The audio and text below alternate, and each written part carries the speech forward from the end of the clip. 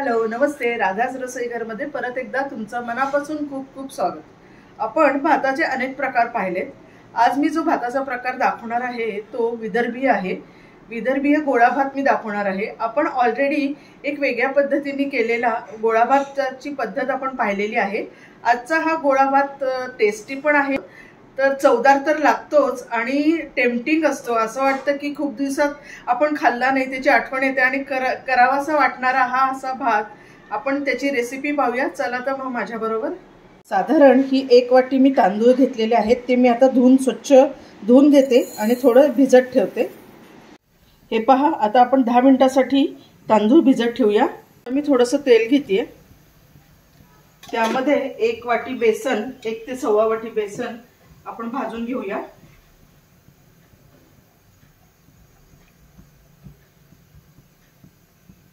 मंद गॅसवर हे बेसन भाजायचं आहे, खमंग होऊ द्यायचं आहे, म्हणजे आपल्याला बाधणार नाही। आता बेसन भाजतच आलेलं आहे। आता मी गॅस बंद करते, त्याला मी गार करून घेते। नंतर तांदूळातलं पाणी आपण काढून घेतलेलं आहे। आता आपण फोडणी करायला घेऊया।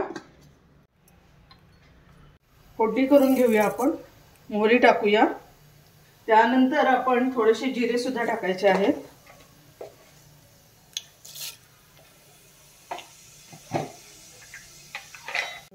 आता ही जी मी पेस्ट आहे करून घेतलेली आहे, हिरवी मिरची, भरपूर लसूण, आलं याची मी पेस्ट करून घेतलेली आहे, ती थोडीशी मी आता या फोडणीमध्ये टाकणार आहे।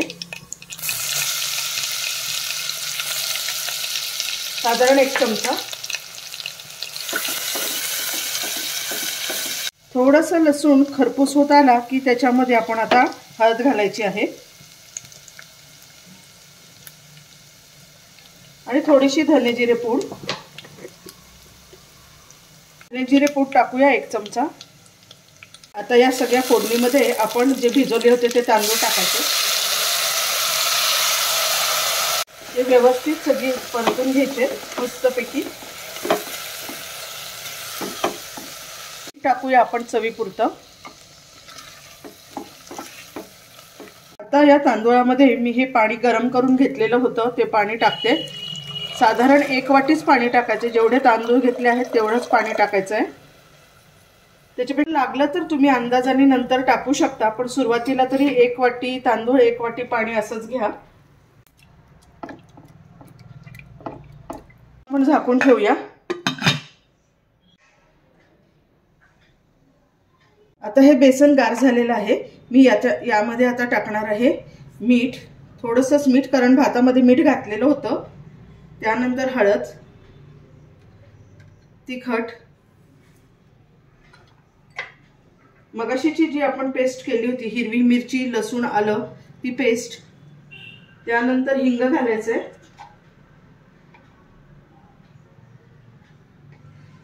आणि थोडंसं ओवा टाकायचा आहे।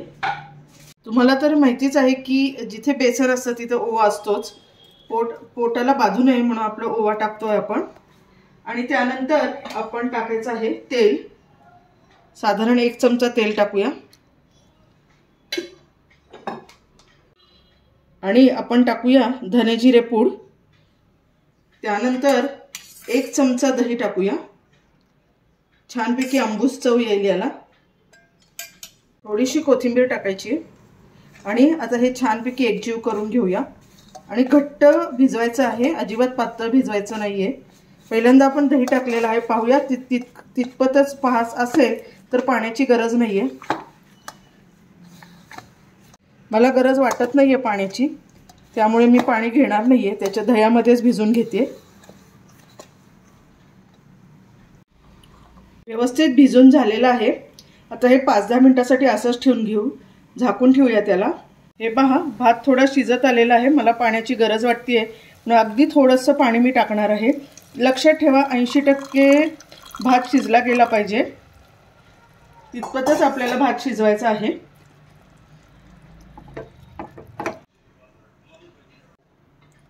आता बऱ्यापैकी भात शिजत आलेला असेल, हे पहा व्यवस्थित भात शिजत आला, थोडासाच शिल्लक आहे शिजायला।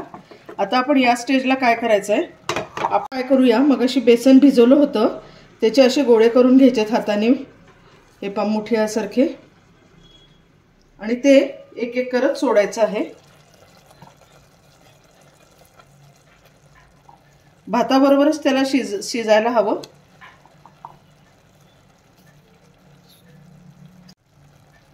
दोन्हीची चव एकमेकांमध्ये उतरणार आहे। भाताची पण चव सगळे रस उतरेल आणि हे बेसनाचं सुद्धा।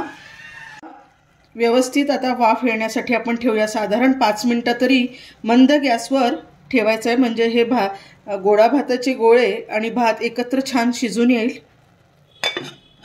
गोडा जो भात आहे हे ताकाबरोबर सुद्धा खातात किंवा चिंचेचं सार। आज आपण ताक करतोय, पहिला आपण त्याच्याबरोबर खाण्यासाठी ताक करून घेऊया। कोथिंबीर आणि सेंधव मीठ घालूया।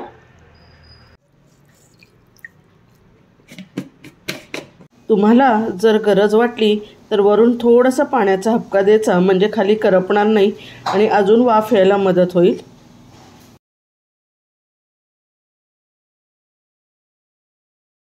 या आंबवलेल्या मिरच्या आहेत, या मी आता याची फोडणी करून घेते। आता मी तुम्हाला फोडणीचा प्रकार दाखवते कसं करायची। फोडणी ही जरा वेगळी आहे।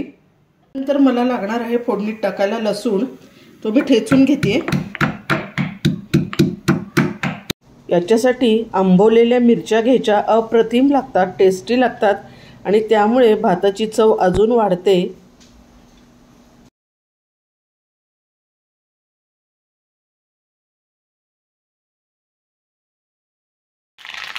मोहरीची फोडणी करतोय आपण, व्यवस्थित मोहरी टाकायची आहे आणि त्यानंतर जो आपण ठेचलेला लसूण आहे तो मी टाकते।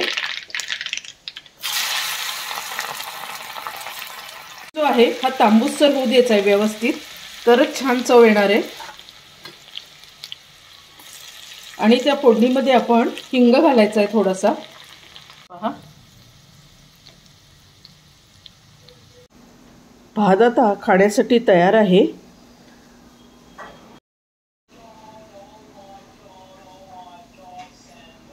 पहा किती व्यवस्थित शिजला आहे आणि मोकळा सुद्धा झालेला आहे। आपल्याला गोळ्या भाताला असाच मोकळा भात हवा आहे।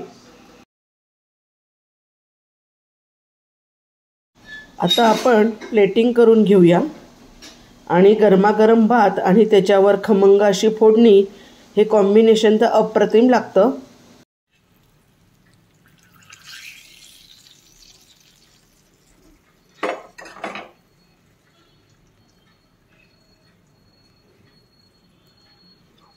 असाच भात तुम्ही बनवा आणि एन्जॉय करा। चवदार असा भात आपण करून पाहिला। विदर्भीय नागपुरी स्पेशल म्हणतात त्याला।